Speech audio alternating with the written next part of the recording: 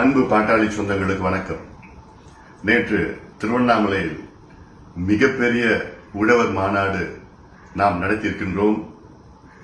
உழவு குடிகளின் உரிமைகளுக்காக நடத்தப்பட்ட இந்த மாநாடு மிகப்பெரிய அளவில் வெற்றி.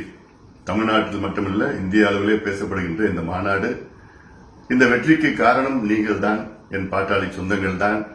அதிலும் குறிப்பாக தமிழ்நாடு உழவர் பேரியக்கத்தின் தலைமை மற்றும் நிர்வாகிகளுக்கும், முக்கியமாக நம் கட்சியின் உள்ள மாவட்ட செயலாளர்கள், மாவட்ட நிர்வாகிகள், ஒன்றிய நிர்வாகிகள், மாநில நிர்வாகிகள் அனைவரும் சேர்ந்து இவ்வளவு பெரிய மாநாட்டை நாம் நடத்தியிருக்கின்றோம்.